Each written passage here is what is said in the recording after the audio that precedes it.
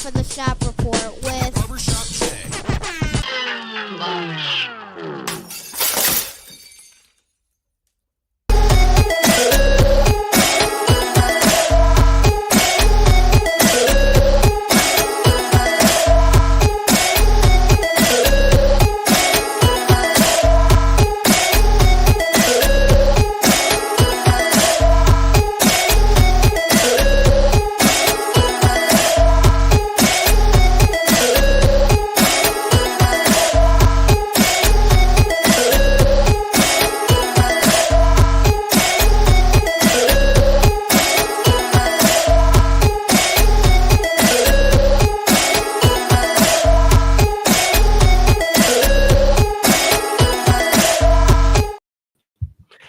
Yes, and welcome to the Shop Report special presentation of the Turnbuckle. I, of course, am your host, Double J.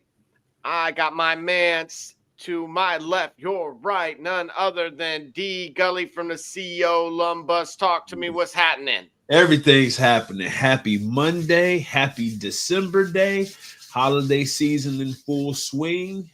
We've been gifted some great noteworthy discussion topics here. We'll hit a few of them. But man, how you doing today, bro? It's going. It's Monday. It's War Games recap time. It's Raw. We got Big E. We got the whole New Day anniversary. Who is that?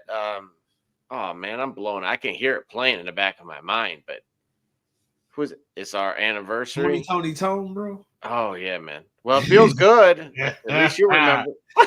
Yeah, right. So tell me, man. Where do you want to start? Where do you want to start today, man? I want to start with this, which comes out of left field or out of the Far East. AEW, man, Grand Slam, relocating to yet another venue after low ticket sales. I feel like I am nothing but the bearer of bad news when it comes to this. Yeah. You brought up something before we got started, and I feel like the two are somewhat layered within what is the current complexities of that program. Yes. So there was a reel that I had seen, and if we had the ability to, with better mindset in the future, I want to make sure we give credit where credit is due. But there's a reel that somebody had brought out talking about quality control issues with AEW, and specifically the QA issues or the QC issues reference names. And when I saw the reel, it sort of started to resonate, but it really sank home, because when you think about WWE, and I think it was brought up in the reel itself, right now, currently, you've got Braun Breaker, Braun Strowman, and Bronson Reed. But outside of that similarity, where they're somewhat similar, you don't, every name is fundamentally unique, as opposed to AEW. How many Adams are there? How many Tonys are there? How many of those names are the same? And if you want a nickname, you want to shorten the name. But the idea of it is, if you only do the text, right? If you only send like a text or a tweet or an Instagram with only words, and you say Adam this and Adam that, who you talking to? Who you talking about? You have to have so much context, it leads to confusion, right? The ambiguity is a problem. And the fact is, when we think about the lack of concern in that area, whereas the heavyweight in the group, if you will, the main feature, the main attraction, they dealt with that, and they deal with that internally in the way that they manage given names, show names, performer names, talent names, however you want to call it, superstar names, right?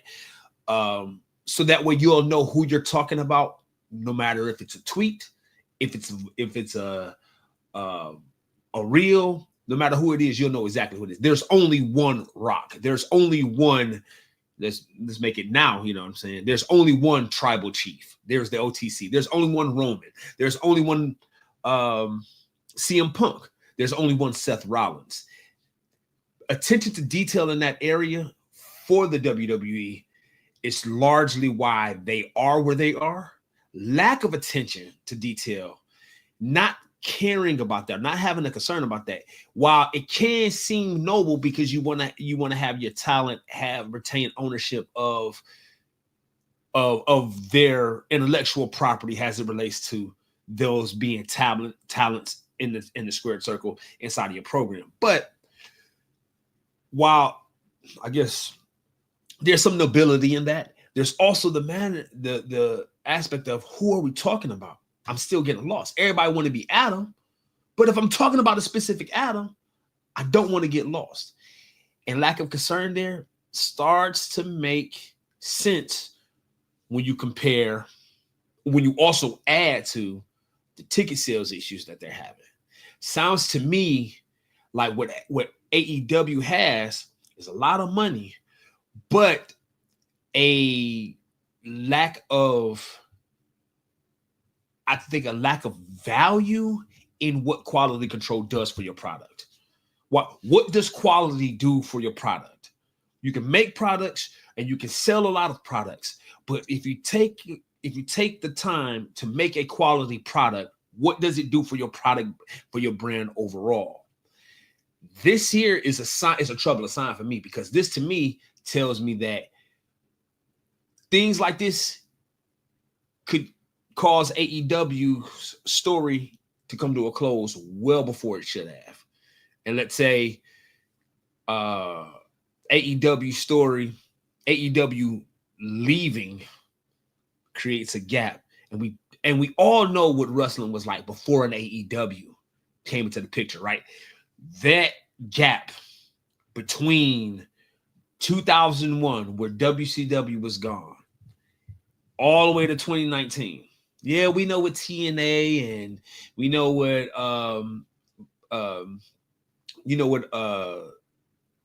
all the other organizations stateside. I'm having a glitch here. Shoot. Ring of Honor, there he is. I was just Bound for Glory, Ring of Honor. We know all of the other independents represented. That was great, but we longed for a competitor to have competition, right? I stopped playing Madden years ago, and coincidentally, in 2005, when the NFL 2K5 eclipsed Madden, competition was gone. I stopped playing Madden years ago. Maybe NCAA's return might give a competition, but that competition breeds a quality product. The quality control issues AEW's got to resolve, because I feel like the wrestling space, the wrestling world needs an AEW to exist. In addition to the mid-majors and the independents, they need an AEW to do something to compete with that WWE for the quality of the product. Well, I'm going to ask you this. Does this do it for you? Double chunk chocolate cookie.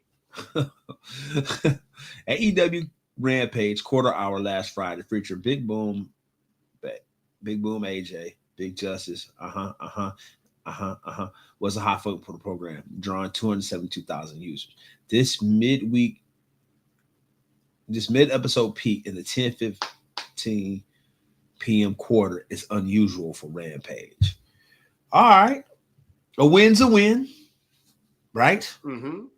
Mm-hmm. How does that compare to what how does that compare to NXT?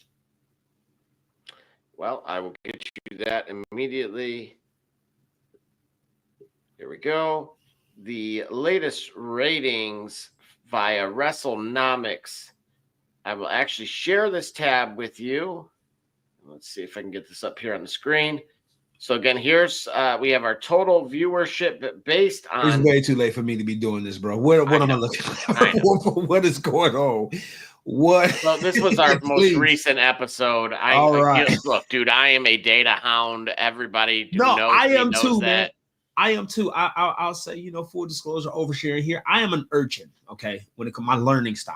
I want all of the data, and allow me to parse through it. It's just that what happened was it's 10:30, bro, on a Monday, and I've had a heck of a work day, and these are way too many dots. All I know is if you hear, I thought this was EQ levels. I thought you were just testing the speaker. You know what I'm saying? Here's your highs, your mids, your trebles, your lows, your basses, and all that. Okay, all right. But now I get it. So what do you got here? Well, on a good note, the blue is, again, this red here is raw. Yep. It gives us a true scope, a macro and a micro. And again, you have NXT, you have Dynamite, Collision, Rampage. Okay. Right? Yep. And so, again, our most recent Dynamite episode that we're referring to. Yes. That it was speaking about with the peak. Again, had a higher, NXT was at 672 and AEW almost tied them at 640. Okay. Now, that was the chunk chocolate cookie guy one, the Costco.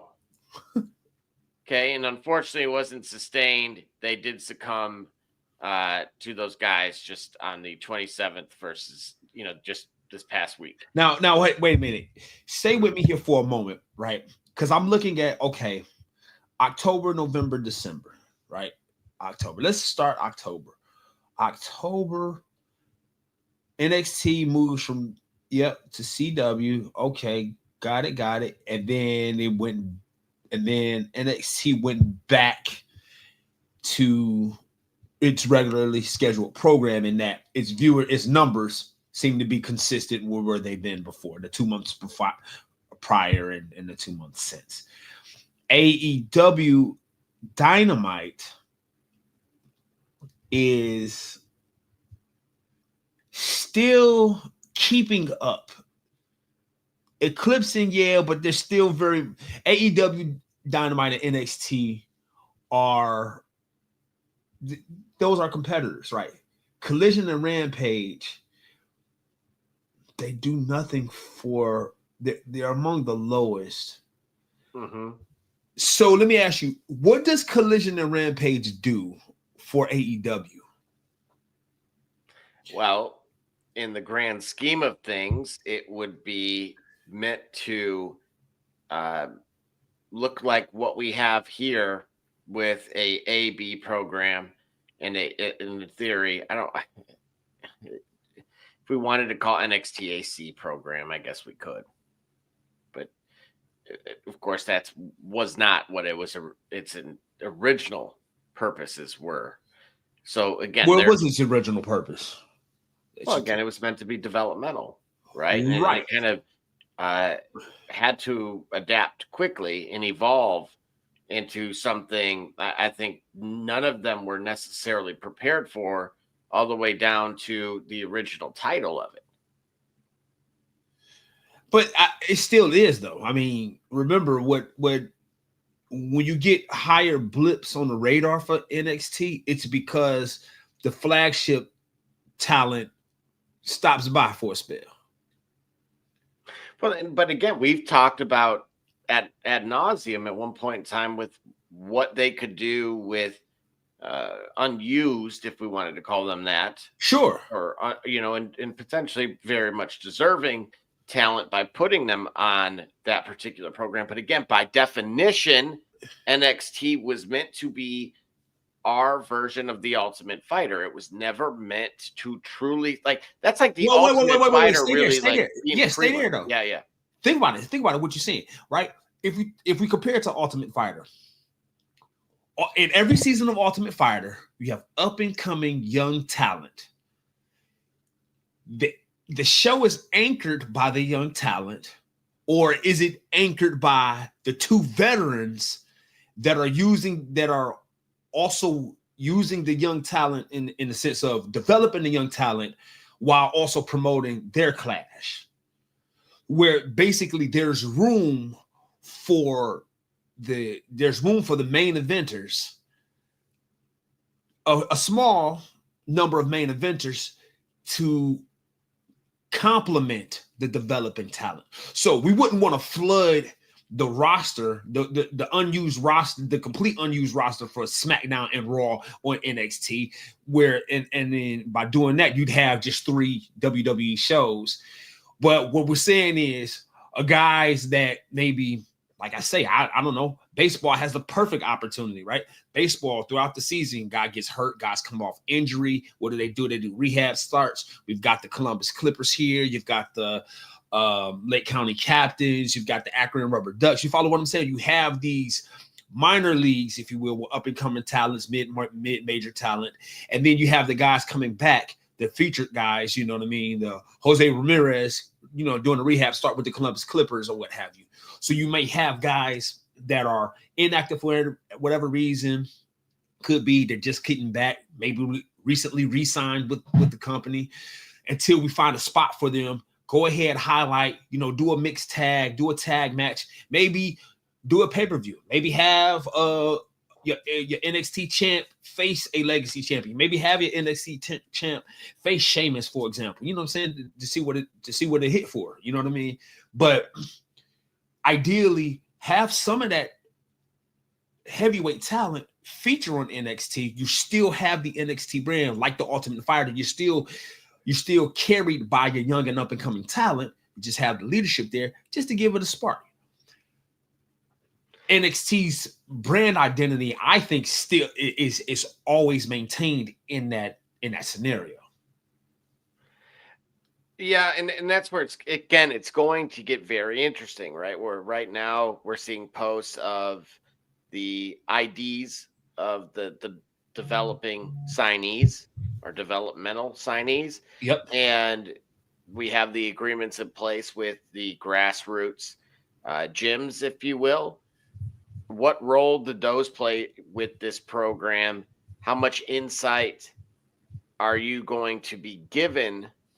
You know, we've seen essentially that fourth wall broken in the past with shows like Total Divas and amongst others. And so, again, how much access are they going to give in order to build these people up? And along with their followings, knowing that they have different levels of development themselves with where their backgrounds are and where they're coming from. Right. And then how does that fit with NXT? Or is it something entirely different? Hey, bring that graph back up, though. Yeah, okay. All right, so for me, I don't know the numbers, right? You can see. So on the no. I'm talking about the dollars, right? I'm talking about revenue. When we look at AEW's 3 shows, okay, somebody got to be last. All right, I recognize that somebody has to be last, but for me, Collision and Dynamite are battling for last. In such a case where, Collision and Rampage are battling for last. In such a case where there is a distinction between Dynamite and Collision and Rampage. Wouldn't it serve AEW to do away with one of those? Because the budget that you're getting is you're only competing with yourself. Literally, they're only competing with themselves. Unless, and that's why I asked you at first, that's why I was asking at first, if the exposure that Collision and Rampage, even at a small scale, is helping to give the guys season for them to go up. Now, we understand what I'm saying here. We're talking about AEW in its capacity to emulate the structure that WWE has, not necessarily to compete with the numbers, right? We're talking about to emulate the structure, right? You have the talent. Remember, we talked about this too, also with WWE, reducing SmackDown time, reducing house shows, reducing the number of shows, right? And your concerns, Double J, about its effect on seasoning the talent. So, all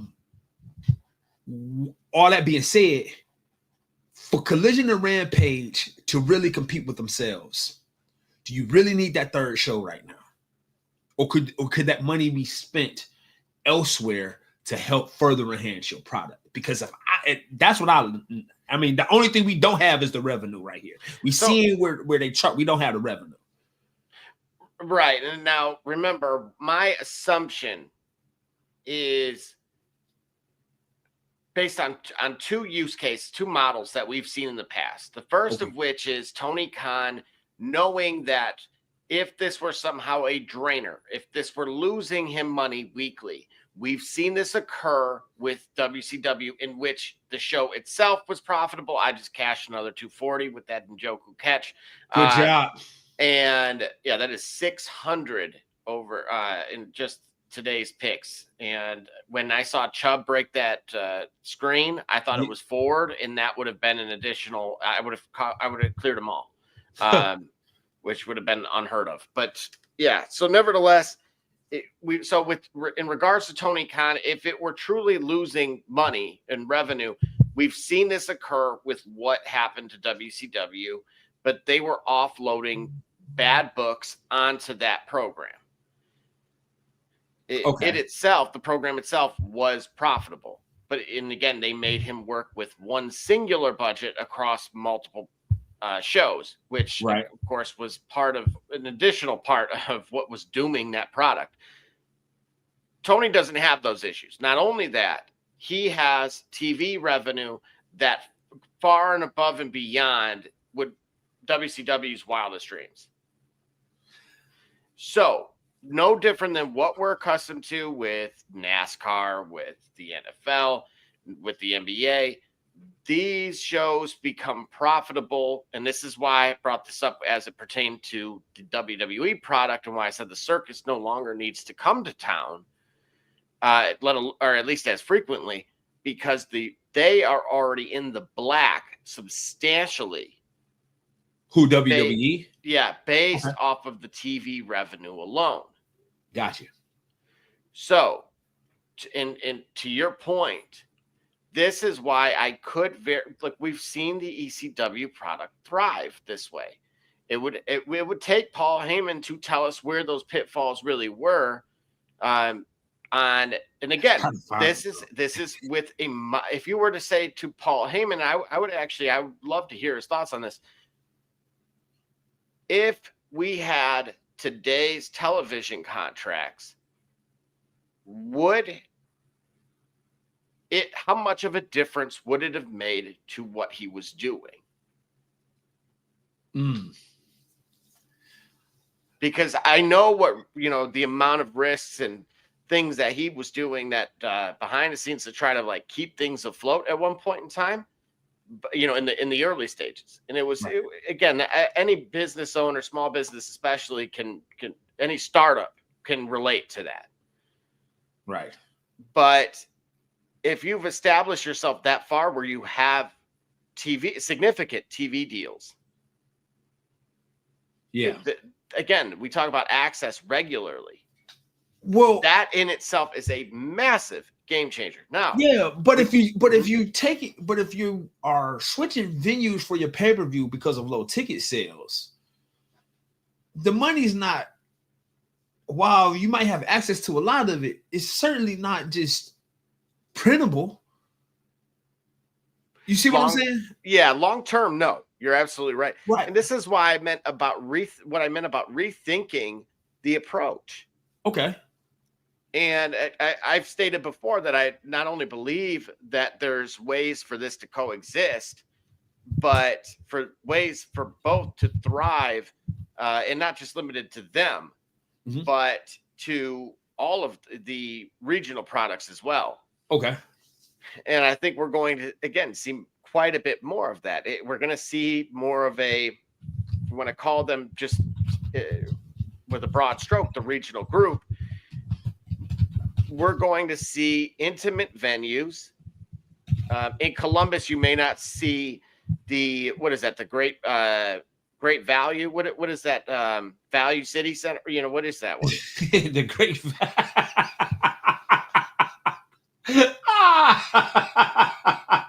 Hey man, Value City Arena, the Little House. After what happened the other day. Oh, the Great Value, yo. I might be critical of Buckeye football, maybe Buckeye basketball, but bro, it's Value City Arena. Double J, okay, the guy who's not on screen right now, he called it great value. Don't send your daggers at me, okay? Don't send them at me. They all smoke and mirrors here. Oh. Well, the Schottenstein. How about that? They can come to the Schottenstein. Oh, no. Yeah, so again, it'll be really interesting. I do think there are plenty of solutions, and certainly it's a working model for sure. Moving right along here, we did have over the weekend some. Are you a fan of the private party as far as the tag team champions over there? Jury's still out for me. I didn't know where you was going with this, bro. Like, okay. Private parties, like, it still got to pause on private parties, right? But did you address that part with the names? No, the private parties. No. No. That's what I'm talking about. Like, yo, like we still not safe, bro. It's still private part. No, not yet. No, we no. Don't go start Googling stuff. Almost count on me. Okay. Not yes. Right. Simply put, again, just was recapping Collision from over the weekend. Again, obviously Ospreay was victorious. Yes. And he's will remain in the league in the Gold League, top of the table there. And then I was referring to the AEW World Tag Team Champions private party. Oh, gosh. Okay. It's safe, ladies and gentlemen. Yeah. Yeah. We can safely speak about private parties. But yeah, jury's still out for me. And ultimately, again, we had the Outrunners versus the Iron Savages. And of course, after that match, we had some, Dax and Cash kind of come down to the ring and do some poses. And then, of course, we had Adam Page, Hangman himself, versus the Death Riders. And, obviously the names. This is where I wanted to get.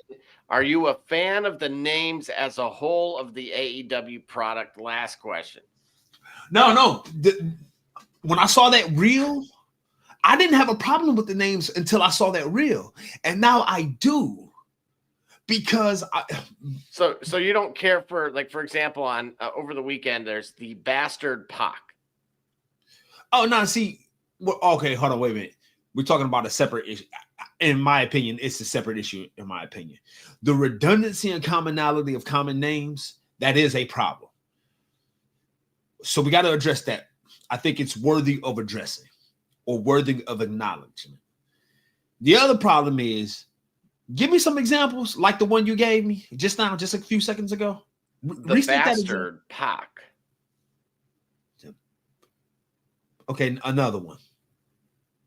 We're gonna go full GJ Khaled on this one. Another one. I was gonna go with you here on the. How about the Beast Mortos or Switchblade Jay White? Not bad. Not those How about two. Daddy Magic? Oh. That sounds like Double J after dark, but whoa. I mean, it clearly going after Val Venus vibes, right? It really does feel that way. Yeah, like whoa. Whoa. Like, wait a minute, bro. Hold on. Hold up. Wait. Right. Yeah, well, I mean, for that matter, we got some. You don't think we have any strange names in the majors? Or give us an example. Maybe I'm okay. Well, Yeet is selling merchandise, but all right, I get Yeet. Yeah, if it was skeet, then it might be. Whoa, ladies and gentlemen, the views expressed by the talking logo are that him and him alone. I am not. Hey, what you do in your private time behind that logo is none of our business, okay? None of them, all right? Oh man. No, but you know what? I not really. I think the redundancy issue is a concern, but the stretches one may go for unique names. We'll let it be. Because silly names would make Big Daddy Cool. Who was that? Big Sexy. Too sweet. It was too sweet. Sweet. Right. I mean, it was, but like, what was it? You know what I'm saying? Nah, I tell you what, that was swag. The Dream. That was terrible. Okay, Harlem Heat.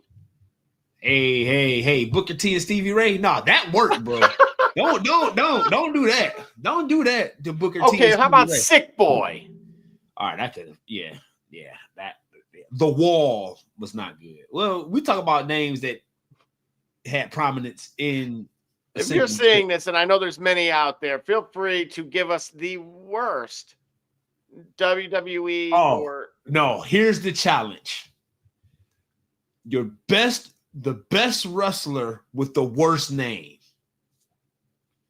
His name was trash, but his ability wasn't. Okay, I got one. Isaac Yankem. Yeah. Now, even as Isaac Yankem, his ring work was good. I know who he became to be, but I'm saying, was Isaac Yankem a great worker?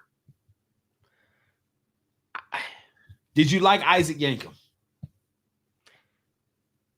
I liked who he ultimately became, and I thought that was needed in order for it to occur.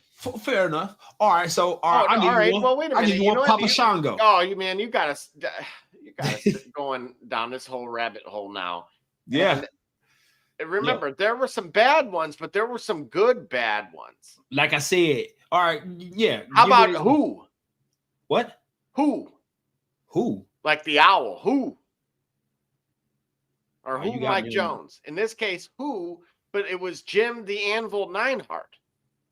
He was named who? Yes. Yeah, you got me on that one. That was a terrible name for a remarkable talent. Like who performed the best under the worst name? What do you think about Sick Boy as a worker? I wanted your honest opinion on this. I don't remember being a fan. I don't remember being a fan, and when I say that, it's because I gotta see it. I don't remember being a fan of Sick Boy. Let's see. Raven. I don't think that was a great name. Great worker, but I don't think that was a great name. Oh man. Oh, I'll give you one. He did it to himself, and we just talked about it. We just circled around him. G.I. Bro. Horrible name, corny name to me. But he gave that name himself. That wasn't. It sounded like as if it was a WCW creation. No, I think he started as that. Well, don't forget about Beaver Cleavage. Bro, I don't think he was a great worker even then. You like Mosh? this work? You didn't like Mosh? Nah, I said the question. Well, all right, I can answer that question, but then I'll also phrase what the challenge was. Saba Simba? That was Tony Atlas. Yeah, nah. Right. That's where we're getting at. Right, great worker, terrible name. Oh man, it was one that just slipped me.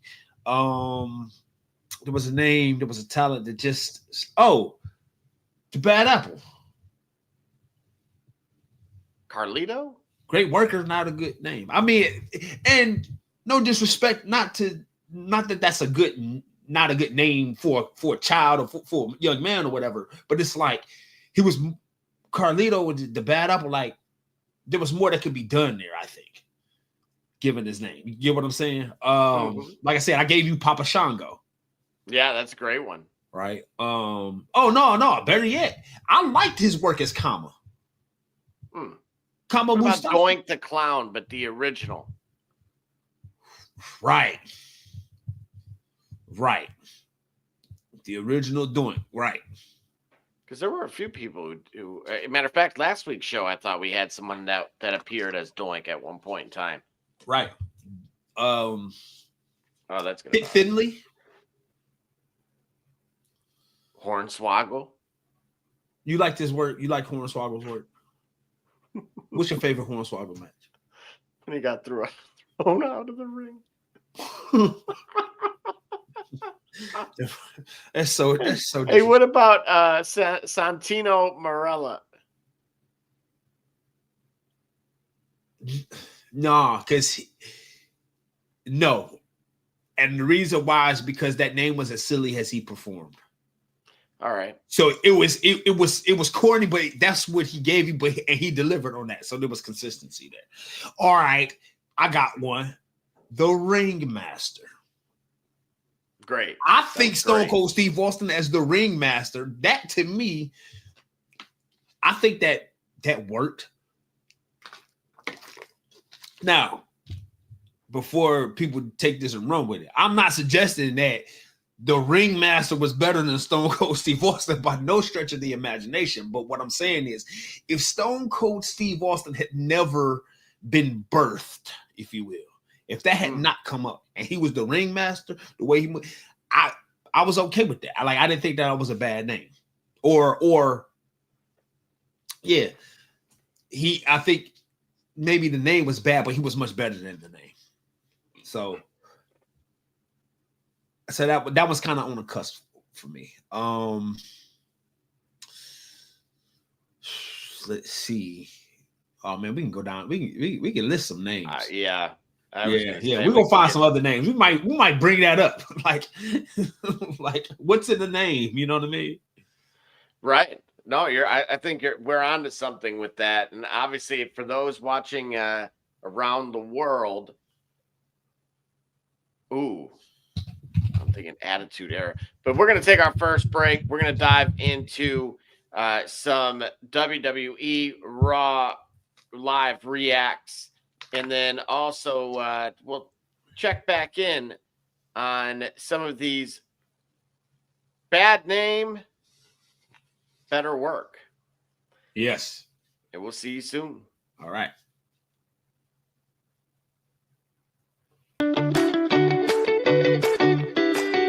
I'm Jordan Gudeman, and I'm the founder and CEO of Eddie G's Cookies.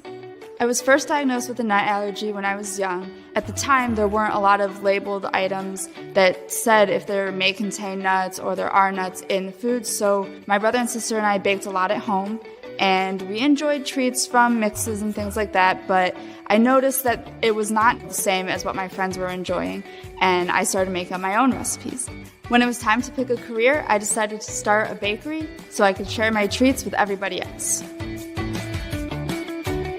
When I started creating my recipe, I was taking in all the things that I thought I was missing out on. A soft, chewy center, a crisp outside crust, and a taste that is just like it came out of the oven at a bakery. When I put all those things together, I had come up with a recipe for a dream cookie. Eddie G's Cookies only uses the finest ingredients. We have all natural flavorings, no preservatives, and every cookie is made in a nut-free environment. The best part about Eddie G's Cookies is that they can be delivered right to your door. You can share them or not. We won't tell.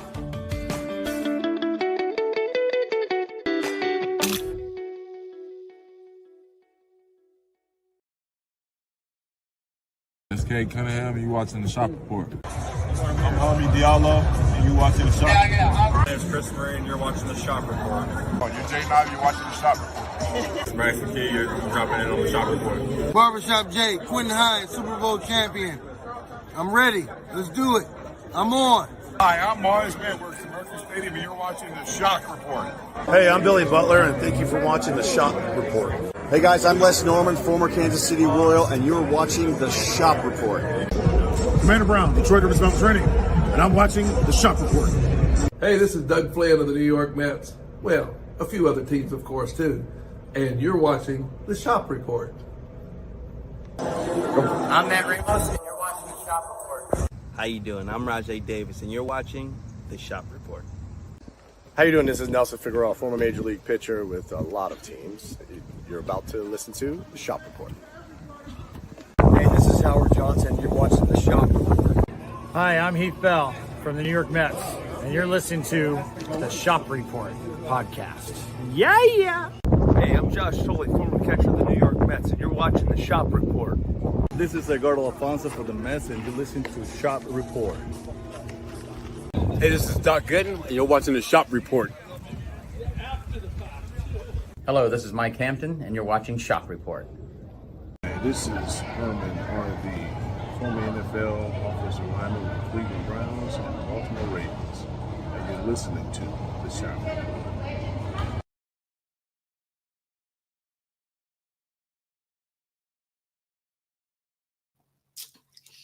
Hey, Double J. Yo. Hey, man, I love you like a brother, man. But I got to ask you a question, bro. Just read the chat, bro. Now I'm going to have to hang on. Now I'm going to have to go look. I don't think I ever paid attention to it. Yeah.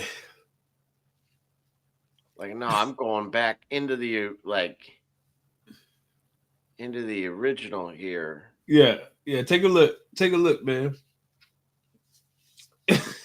Yeah, here we go.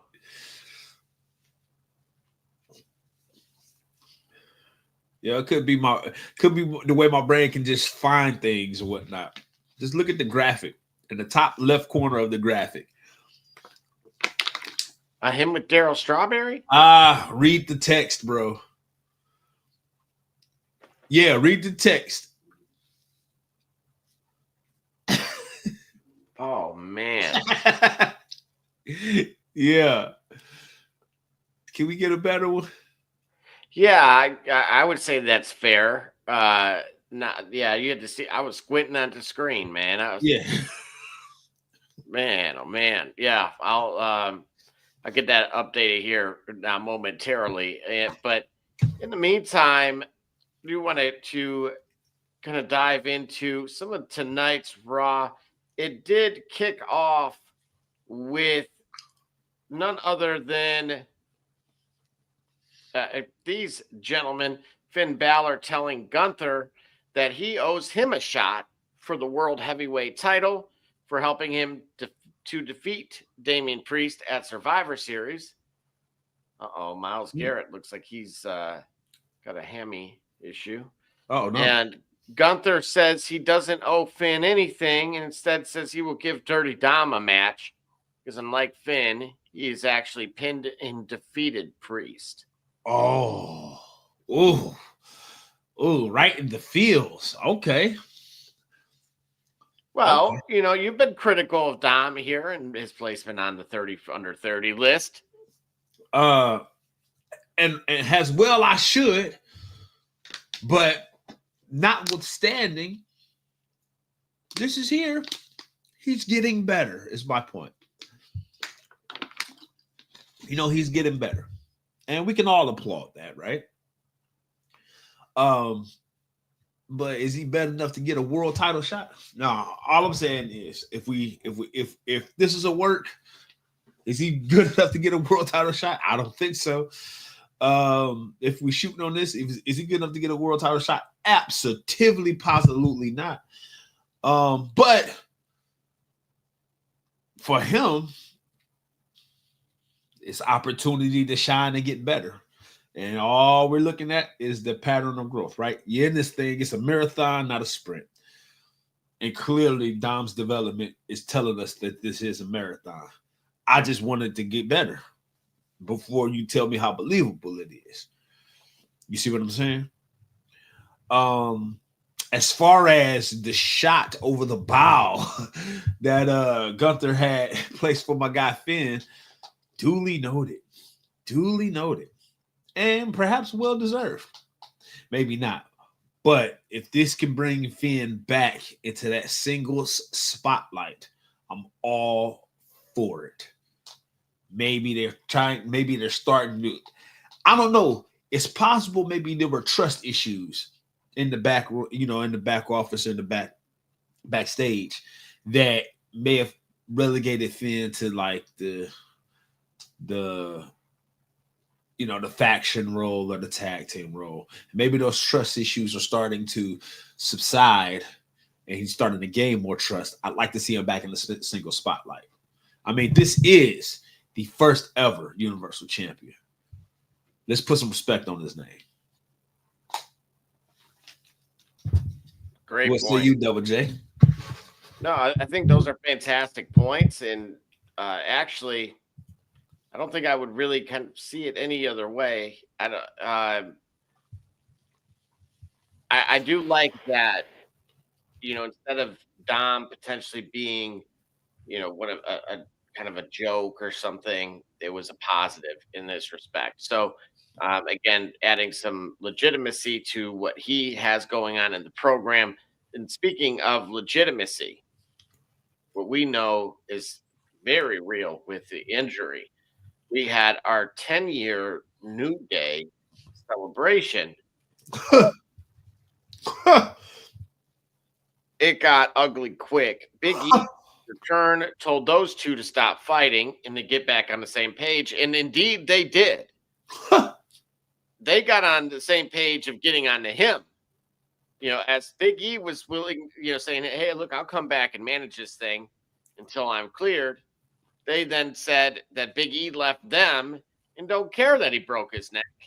And that both Stone Cold and Kurt Angle did that and came back without having people waiting and holding it down for them, essentially. Wow. And he has chosen his new desk job over them. Wow. Yeah. Wow.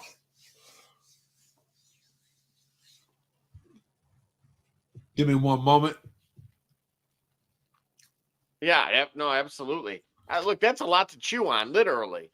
And so I'm looking at this. That was not in my bingo cards. I'm going to shoot on this one.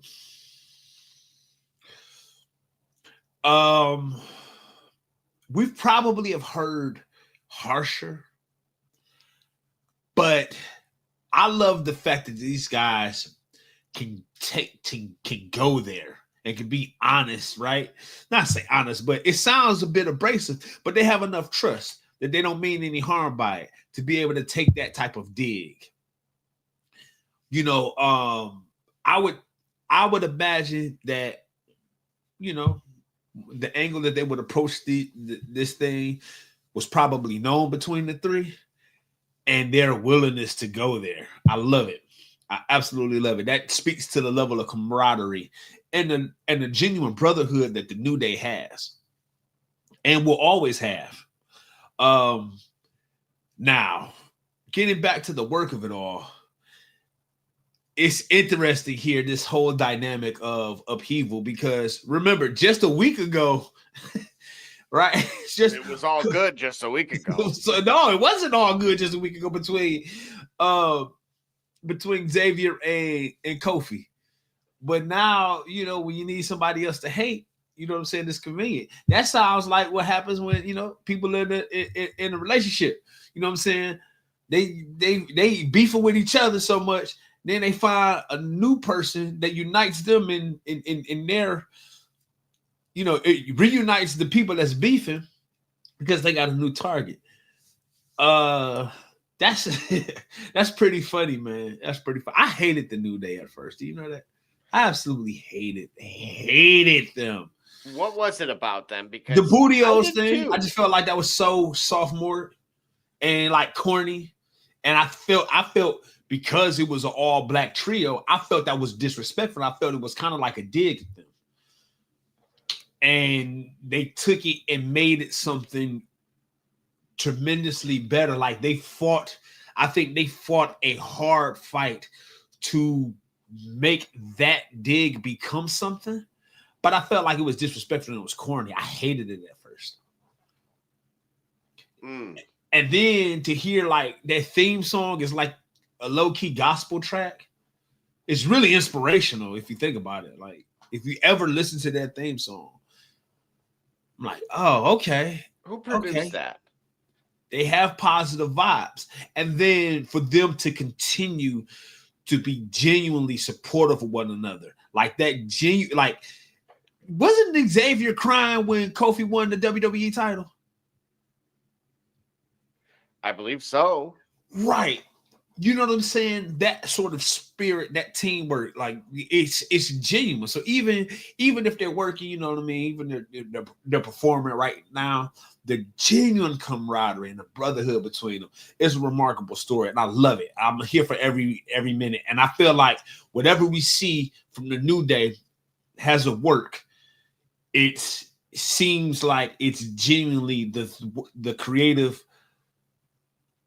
creativity and three brothers, you know, being able to work through something, work through a program, and I'm here for it. So I appreciate however this ride comes to an end or wherever it does.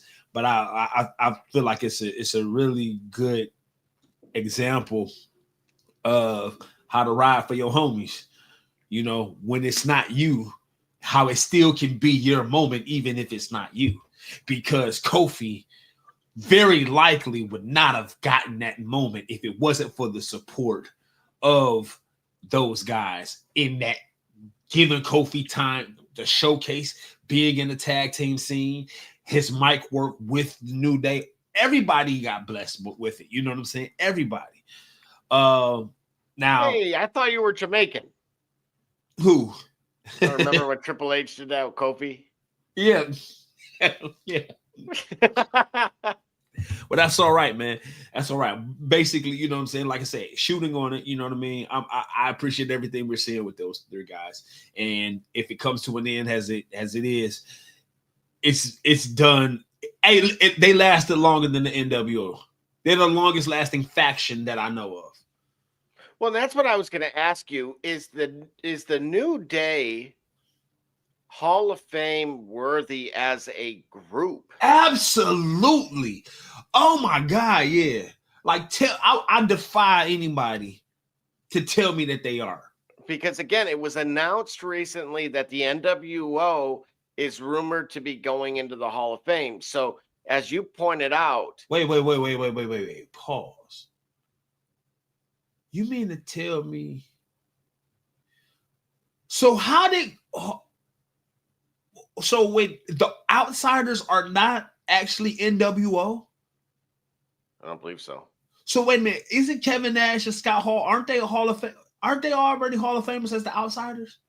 Well, no, right, but now this is the group. So you know, all 40 of them in the limo. Really? This would be the faction. So if you were a part of the faction, you are a Hall of Famer. I don't like that because not everyone in the faction did the work to make it remarkable.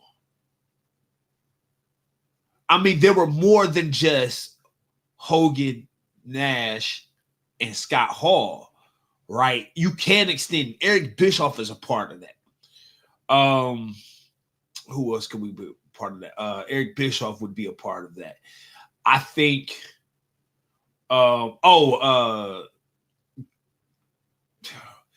Was Stevie Ray? Nah, maybe not Stevie Ray. Maybe not Booker T.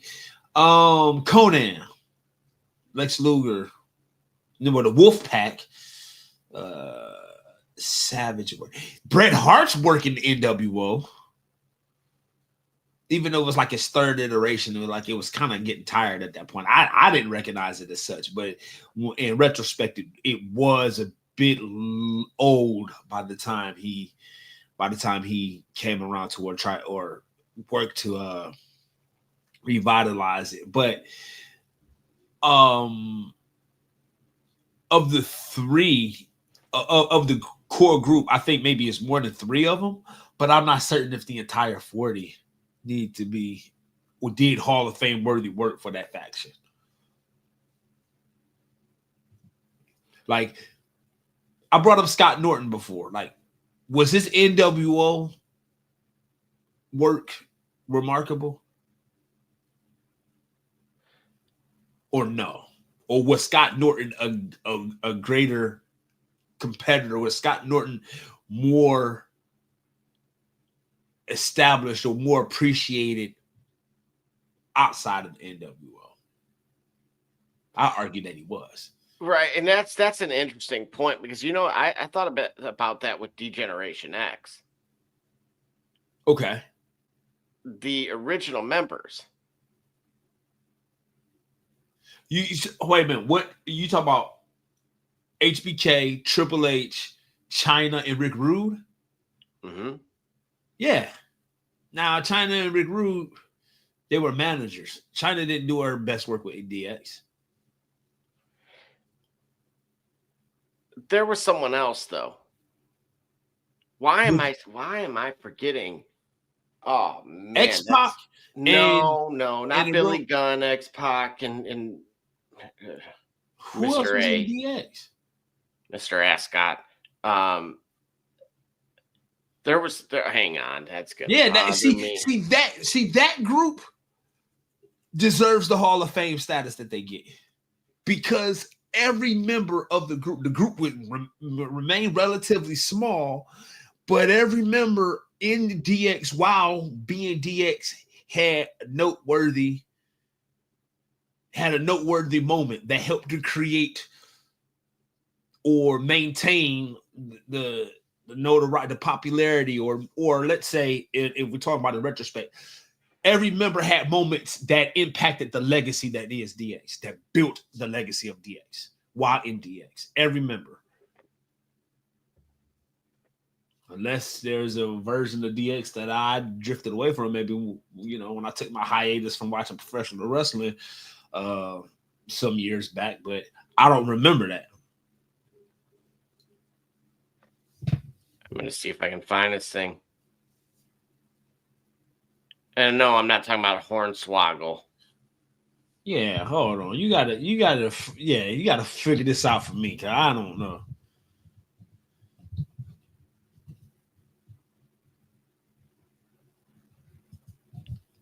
There's an image.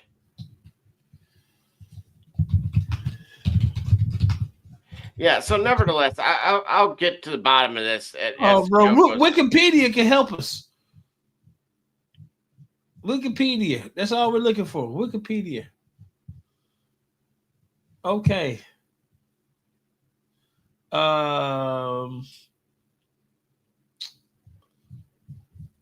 a minute. Let's see. Hold on. So we got. All right. Here we go. Shawn Michaels, Triple H, China, Rick Rude, Mike Tyson. That's right. X-Pac, Road Dogg, Billy Gunn, Tori, Stephanie McMahon, and Hornswoggle.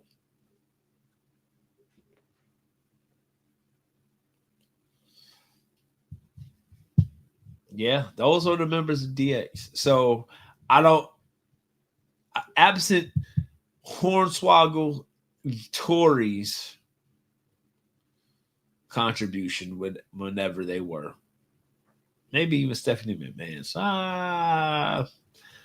yeah. So I was wrong then. If these are the members of DX, then I was wrong. But let's say percentage wise, let's say efficiency wise, everybody from Shawn Michaels down to Billy Gunn that I've just named, including Mike Tyson, have a moment that impacted the legacy of DX. The swerve on oh wait, no. He did the swerve on DX. That's right. But I mean, he was there for he was there to help for a moment. No. I mean, you know what? Hold on. No. Mike Tyson's arrival as part of DX.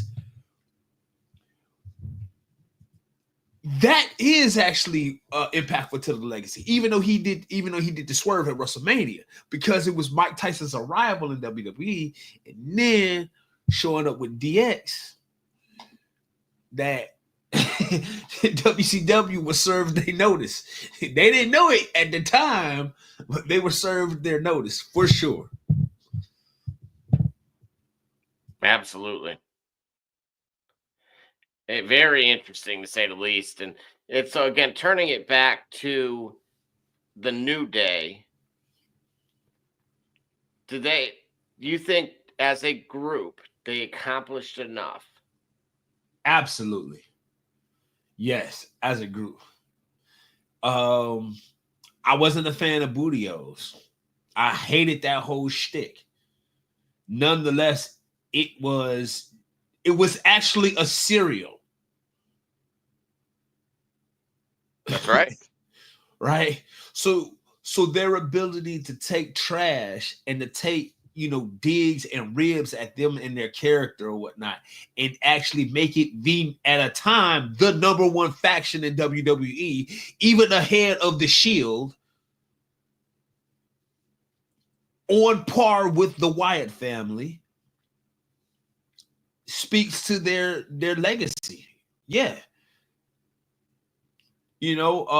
Only Xavier did not achieve WWE Championship gold. I mean, he had a world title, but 2 of the 3 members became WWE champions.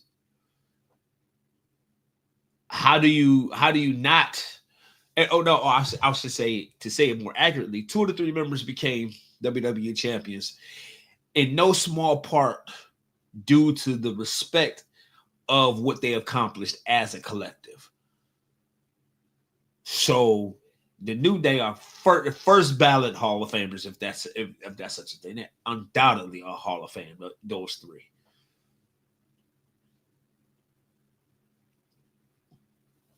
Yeah, I mean, great points. I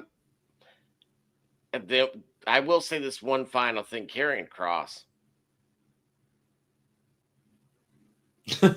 Karrion Kross poisoned that well.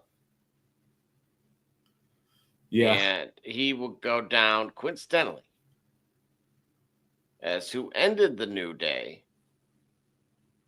But he did also issue a challenge to the Wyatt Six for a match next week. Ooh. Some of us would have preferred War Games. Yeah. Maybe we'll get Reindeer Games instead. Right. That's where it should have happened. Like, we should have been able to see all 6. But you know what? I wonder what that was. Run time. 1, 2, 3, 4, 5 matches, right? 5 matches on the card. Mm-hmm. I mean, they can make their own rules. Why couldn't it just been a traditional battle royale inside of the War Games cage? Good point. It could have just been like, this isn't a War Games match. This is a traditional battle royale. Blah blah blah blah. Woo, woo, woo. Let's get those guys in there. Let's see what it is. I mean, it's wrestling. Why can't they make their own rules? I mean, they can put syringes in the mouth. Why couldn't they make their own stipulation for War Games? Like, yo, this is a Survivor Series matchup. I mean, it is called Survivor Series. What happened to that part? Right. Well, good point. And again, we'll see. But yeah, to be determined on what they do with this. We did have that match between Gunther and Dirty Dom, in which Gunther was victorious. And then after the match, of course, Finn attacked. So is he going to get a run for this belt or not? The next big feud for sure, culminating in a run. I'd like for it to be so, but what I'm being sold on with Gunther is that he can work well with smaller guys. So Chad Gable and his matches with Gunther. Oh. You know, and now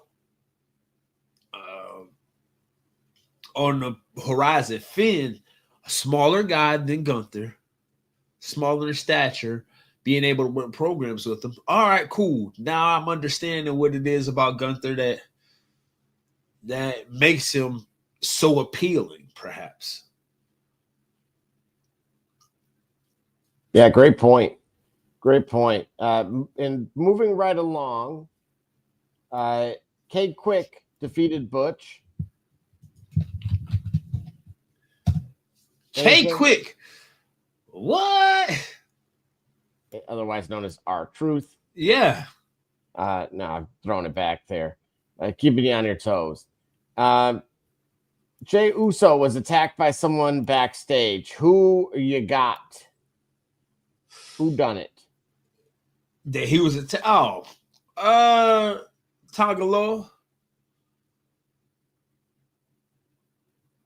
Think so? Yeah. I think it's Seth Rollins. You think it's Seth Rollins? Mm-hmm. Totally going Seth Rollins on that.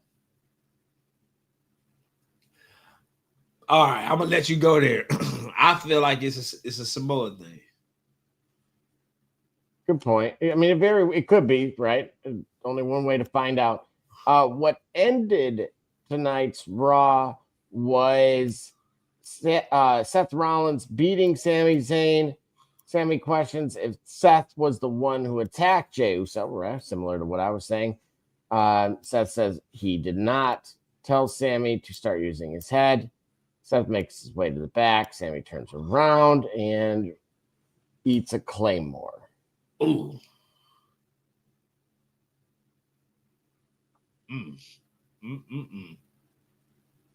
So he's just mad at everybody. Yeah. Welcome back, Drew McIntyre. Right.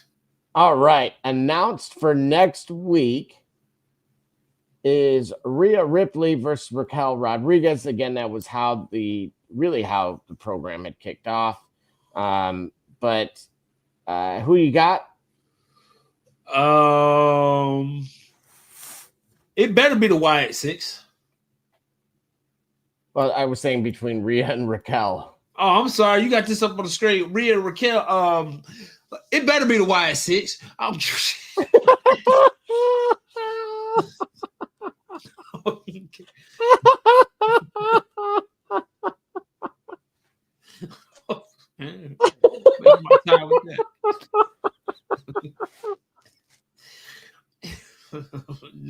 is what I said. This is fantastic. Oh, man. You know, honestly, though, in fairness to you there, I thought it was the graphic for all of them. Yeah. Wait a minute. Is that Raquel in the background? Yeah. Like, now I have to zoom. No, wait. No, it's not. No, it's all Final Testament. Ah, brutal. Yeah. Yeah. So, all right. Ivy Nile versus Lyra versus Zelina. Triple threat. Fantastic triple threat. Yeah. Wouldn't be a Triple H without a triple threat. Right. Right. All right. 8-man tag team match.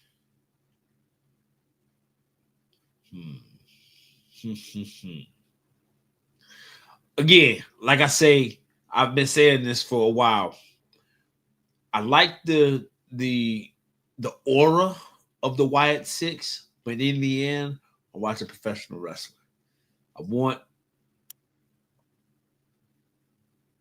I want to see them, i.e., him,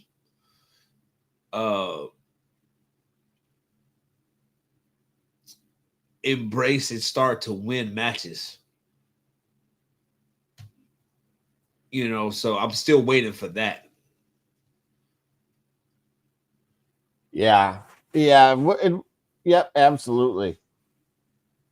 So we'll see how that plays out. Yeah. And we're going to take our final break. We're going to dive into Name That Superstar. And let y'all get back to y'all evening. And so that way we can catch up with y'all later this week. But yeah, go ahead. Let's take that break. Absolutely. We will see you in just a few. Bad graphic and all. It's Kate Cunningham, and you watching the Shop Report. I'm Homie Diallo, and you watching the Shop Report. My name's Chris Murray, and you're watching the Shop Report. Oh, you're Jay Knight, you're watching the Shop Report. Max the Kid, you're dropping in on the Shop Report. Barbershop Jay, Quentin Hines, Super Bowl champion. I'm ready. Let's do it. I'm on. Hi, I'm Mars Smith, works at Mercury Stadium, and you're watching the Shock Report. Hey, I'm Billy Butler, and thank you for watching the Shop Report. Hey guys, I'm Les Norman, former Kansas City Royal, and you're watching the Shop Report. Commander Brown, Detroit Rivers Mountain Training, and I'm watching the Shop Report. Hey, this is Doug Flynn of the New York Mets. Well, a few other teams, of course, too. And you're watching the Shop Report. I'm Matt Ramos, and you're watching the Shop Report. How you doing? I'm Rajay Davis, and you're watching the Shop Report. How you doing? This is Nelson Figueroa, former Major League pitcher with a lot of teams. You're about to listen to the Shop Report. Hey, this is Howard Johnson. You're watching the Shop Report. Hi, I'm Heath Bell from the New York Mets, and you're listening to the Shop Report podcast. Yeah! Hey, I'm Josh Tolley, former catcher of the New York Mets, and you're watching the Shop Report. This is Edgardo Alfonso for the Mets, and you're listening to Shop Report. Hey, this is Doc Gooden, and you're watching the Shop Report. Hello, this is Mike Hampton, and you're watching Shop Report. This is Herman Harvey, former NFL offensive lineman with the Cleveland Browns and the Baltimore Ravens, and you're listening to the Shop Report.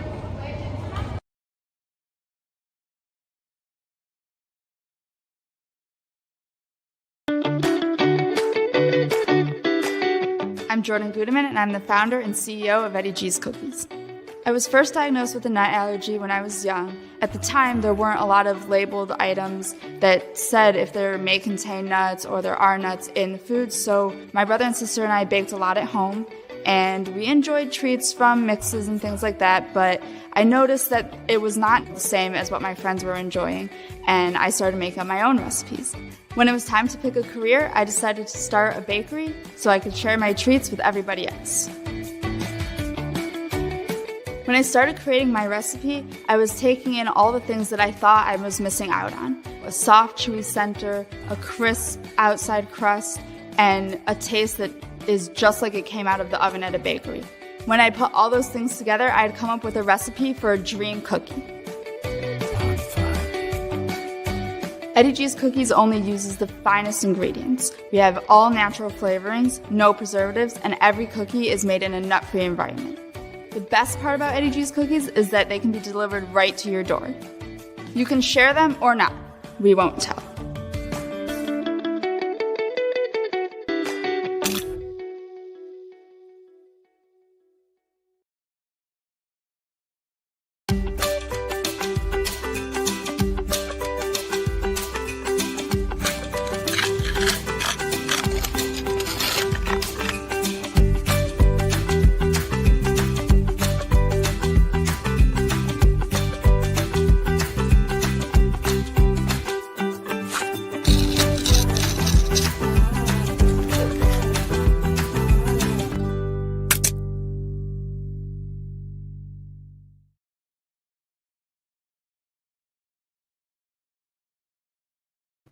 Oh, yes, ladies and gentlemen, It's children that time. of all ages, it is now time for your favorite segment in all of pro sports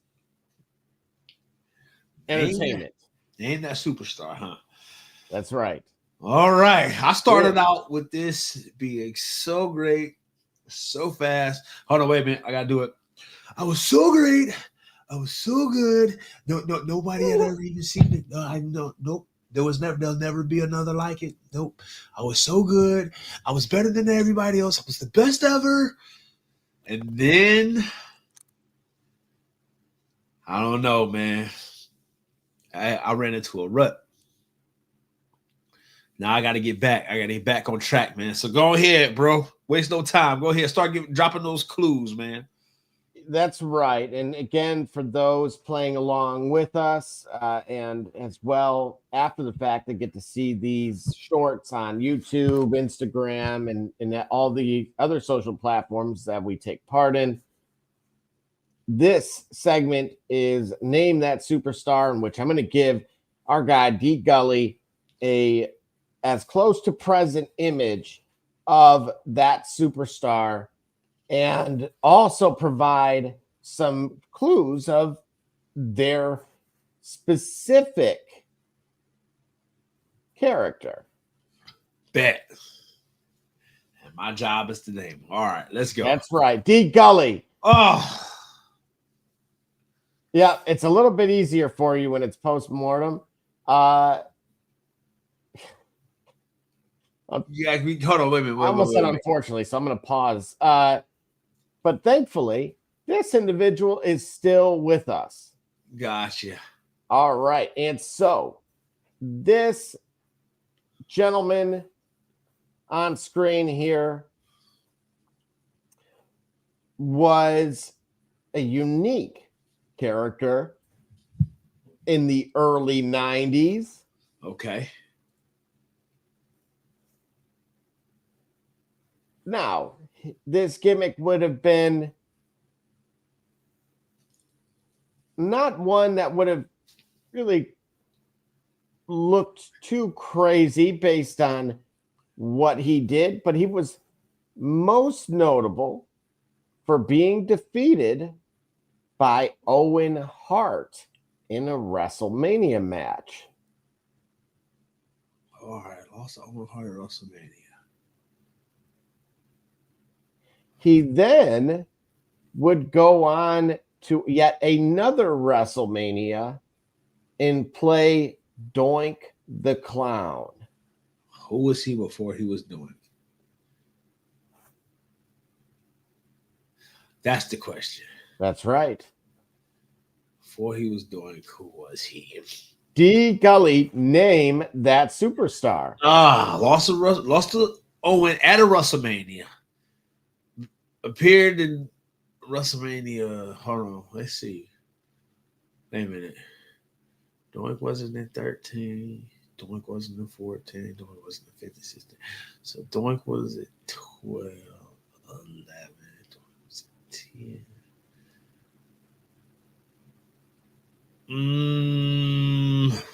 Hold on.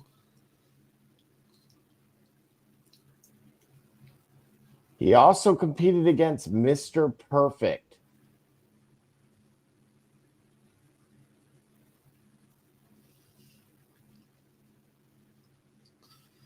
That ain't Tito Santana.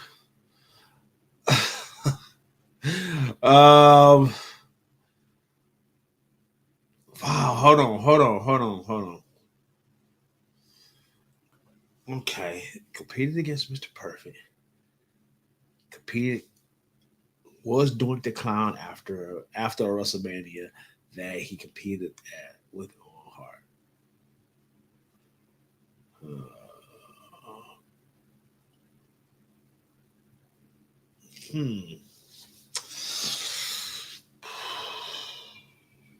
All right, man. Who is it?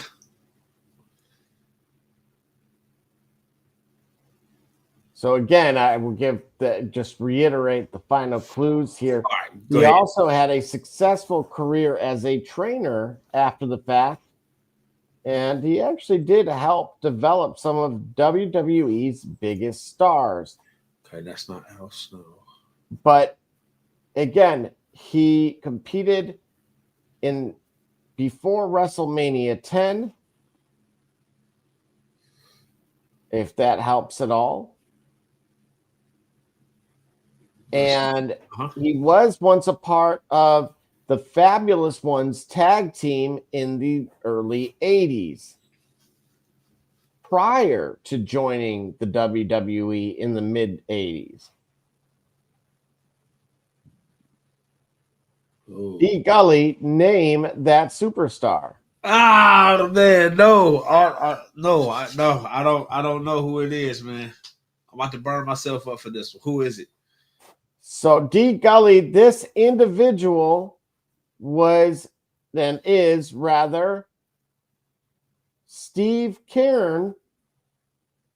And Steve, again, with this specific gimmick, was known as Skinner.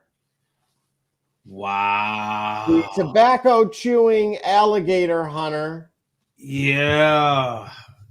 Hey, and that is who wrestled Owen Hart at WrestleMania. That's right. Skinner was defeated in just over a minute by Owen Hart at WrestleMania 8. Wow. Skinner. Oh, man, I ain't going to be able to get my get back. I got to get some trivia for you, bro. After Skinner failed, he then went on to play Doink the Clown at WrestleMania 9, again against Mr. Perfect. But again, that was as Doink, which is why it would have been a little bit more difficult to figure out, because Doink was played by, of course, more than one individual. Right. Unfortunately, he was released shortly after, but did remain involved with the company, and certainly as a trainer, and had some great WrestleMania matches, or at least notable ones. Yeah. There you have it. Indeed. And I've been stumped yet again. I've been stumped out in front of my mama. Right. Oh, man. So I blew it again. Now I gotta get back to my encyclopedic knowledge. My encyclopedic knowledge of wrestlers. Because this was once upon a time my favorite pastime, from Saturday night's main event to the pay-per-views. So I should be able to know these old heads that was with me along from my childhood. But tonight is yet another night where the world recognizes I am merely a mortal. I just hit on that last parlay of Jerome Ford for another additional $147. All three cashed. Oh my, you had a great night. Hey, can I hold 20? I got you on that one, man. Hey, Twitter Premium is 40% off for Cyber Monday. It looks like even WWJ here. Yeah.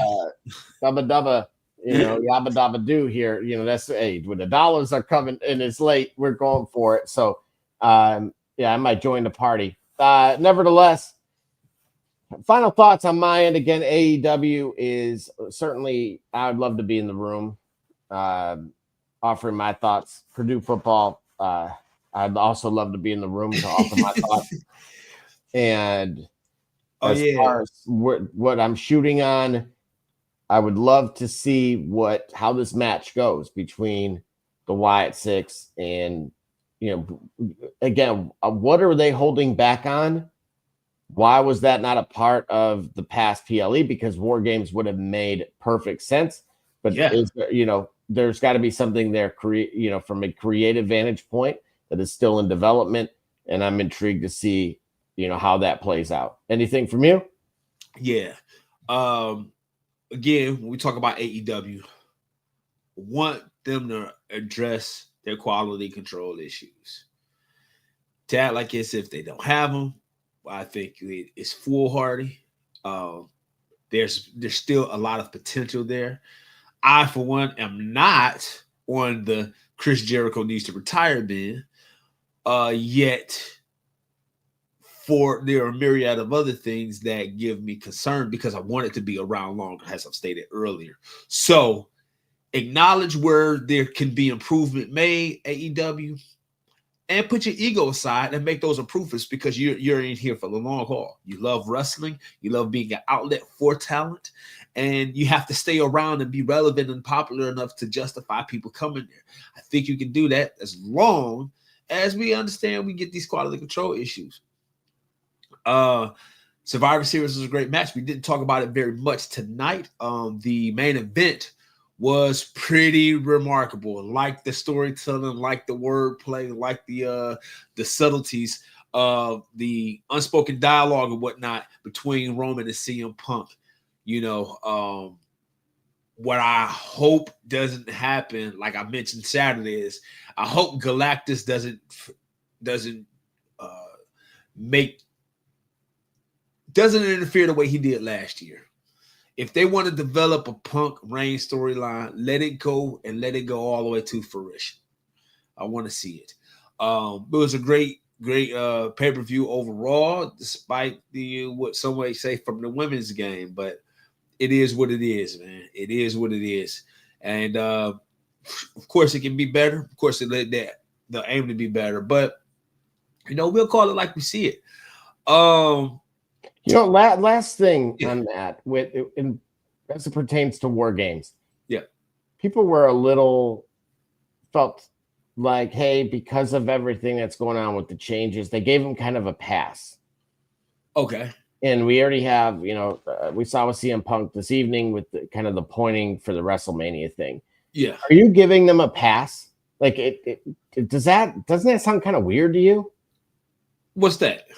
Like, forgive them for kind of a lackluster PLE because there's bigger PLEs down the road.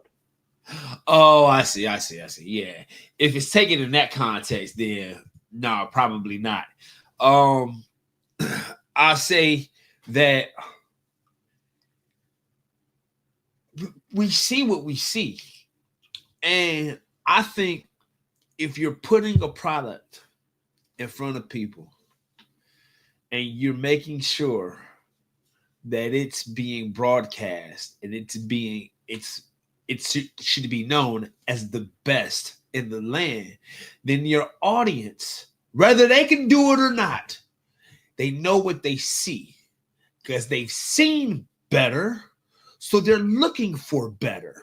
So when better doesn't show up, it shouldn't be received. It shouldn't be. Well, first of all, when better doesn't show up, we gotta put in perspective like what we're seeing, right? I think we all deserve to be a bit more respected in our opinions, but a bit more, hospitable, if you will, in the reactions to said opinion. Like, they ain't trash because they botch. I mean, do what Nia Jax does for a living. Work with somebody like Bayley for a living, for a sustained amount of time, and then tell me how well it goes. But again, if you're the professionals, we see what we see. So something's got to be done to minimize that because it's worthy of minimizing if you're going to say you're the best. Or just say, you provide sports entertainment and then don't call it the best. So that way we don't know to treat it like the local circuit, the CGW or the IWIX or whatever they want to call it that shows up to your community center or your high school every Thanksgiving holiday or what have you. I do want to speak about this again. I am not opposed to flag planting. It shouldn't be done without consequence, but I'm not opposed to it. Again, like I said before, so many analogies to war and battles and battlefronts and battlefields are made about the gridiron game, if you will. Then gestures that are done when a battle has been won should also be expected or part of said metaphorical or analogous game of football. You don't win. Team like, we're going to plant our flag here because we won on this day. No, you shouldn't have to just take it or like it, but it should say, hey, look, but it shouldn't be viewed as egregious and inhumane or whatever the heck you want to talk about. No, it's nothing in that realm. It is, we won here. This is your house, but not today. Now go do it in Ann Arbor next year. That's the challenge for Ohio State. Go plant your flag next year at the M. You know, y'all due for it, and y'all deserve it. If such a battle is said to be won, especially if it ends up being like not a contest. Let's just say it's a smash, like it's just totally a smash. You know what I'm saying? Then go ahead and do it, but it's nothing egregious. That being said, man. Well, look, hang on a second. I'm going to intervene here a little bit.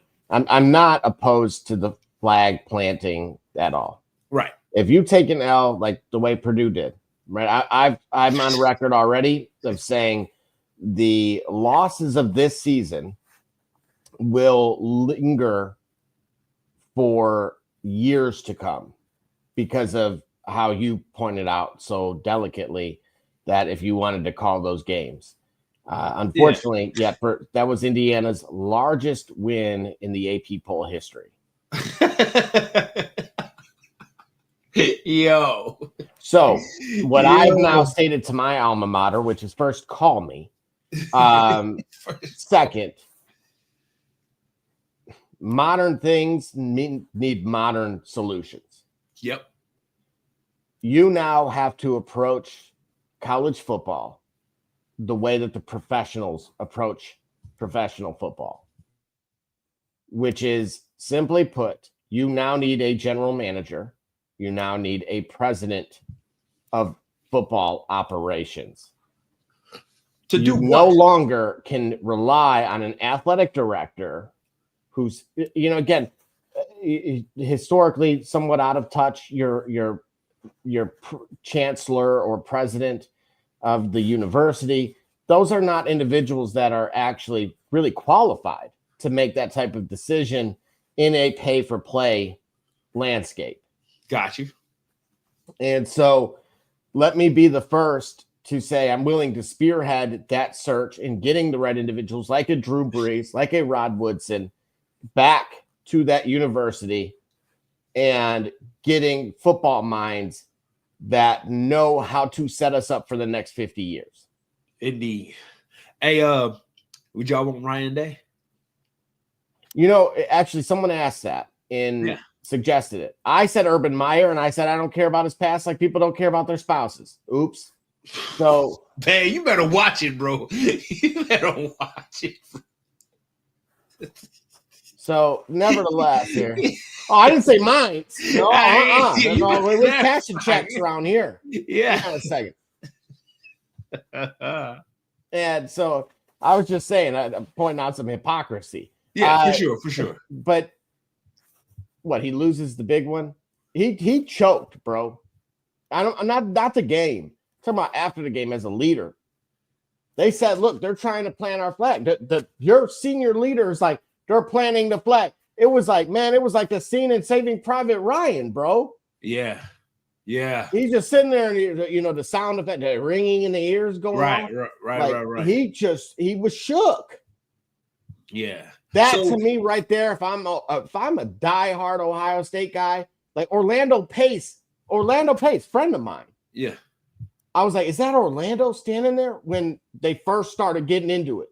Yeah. It's his senior day for one of his kids. His other one is about to go there. Right. Are they? You're telling me that he was over there? Now, he got out of the way. He didn't get involved. Right. But you could tell there was a part of him that was like, hold on, bro.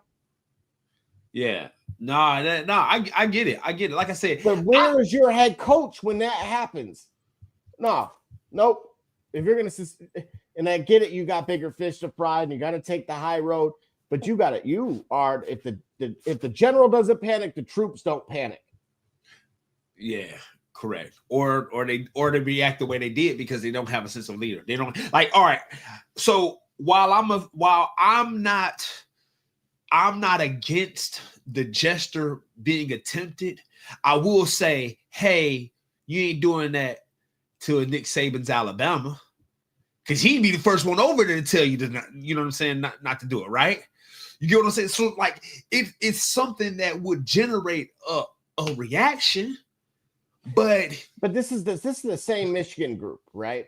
Yeah. That a few years ago they dragged their feet across Michigan State's the center of their field because it's still grass. Still natural grass.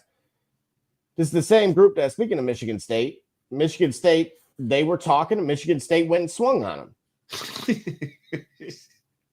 Yo, I mean, it's football, bro. Like, no, but it happened in basketball too, because Draymond was Michigan State and Jordan Poole was Michigan. You see the difference between Ann Arbor and East Lansing. I keep it 100, and I'm 5 feet from Ann Arbor. Look, it ain't the city. It ain't. So, like, there's a reason I live over this way these days. So. Yeah, all right. That's duly noted. That's duly noted. But yeah, like I say, and also in agreement with you, should have been a reaction. Now it's not the time to pause or panic and chaos, unless you already know there's something. Now, here's what troubles me though. That type of reaction doesn't tell me that that's a coach that knows that his troops will be ready for a playoff. You see what I'm saying? Can you rally behind that guy now?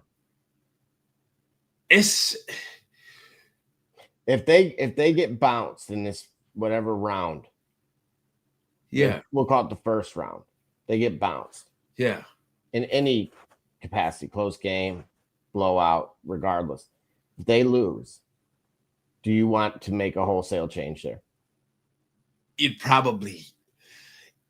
would probably require some deep discussion, because you'd have to say, he'd be, let's say, interviewing for his own job. You get what I'm saying? I say remarkably, Ryan Day's tenure at Ohio State has, to his credit rather, has maintained its position as an elite program, as a national championship contender. The challenge is they've consistently come up short.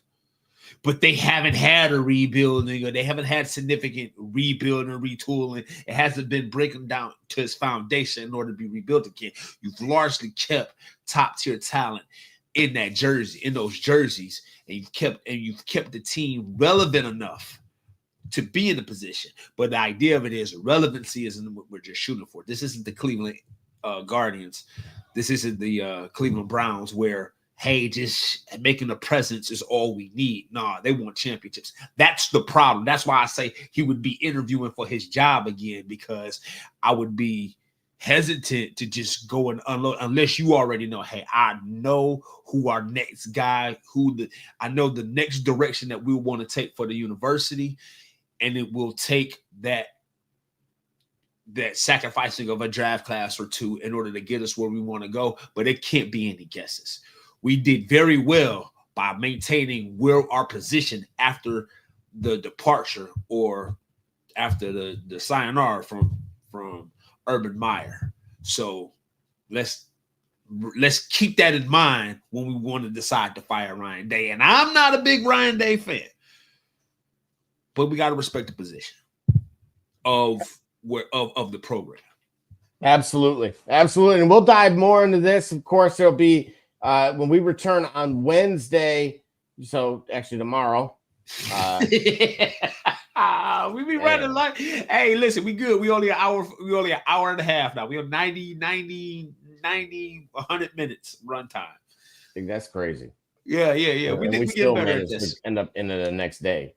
Into the new day. The show about the new day ended up in a new day. It's a new day. We tried, bro. Yeah. So we return on Wednesday to dive into the latest college football playoff poll. Additionally, kind of looking at the topics here to give you guys as much of a head start as possible on these.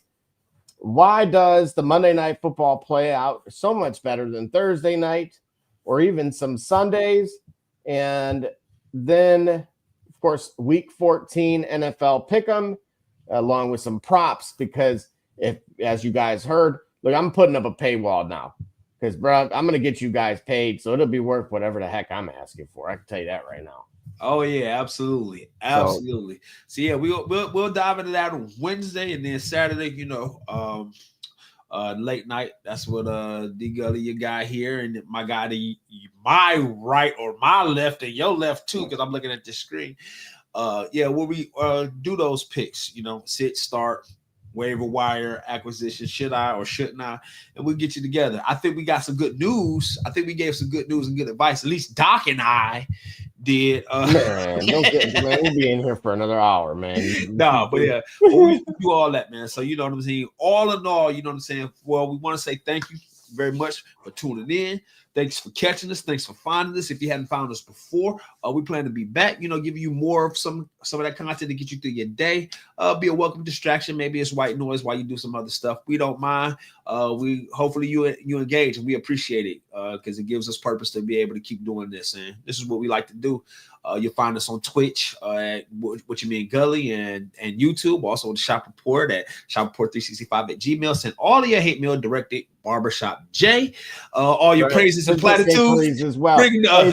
We appreciate all 550 of you guys across all of the channels being live. Well over 1,200 across the entire broadcast spectrum live. That's a new milestone for us here. So definitely want to we celebrate them. Yeah, absolutely. Celebrate with you guys because we don't get here without you. Absolutely. So you know how it goes, man. For all of our people out there, all of our teammates at the Shop Report, you know what I mean? We thank you guys, all of our fans and people who want to listen to us, you know what I'm saying? And like we say, next time you really want to know what's going on, come to the shop. Walk-ins are always welcome. Holla. Holla.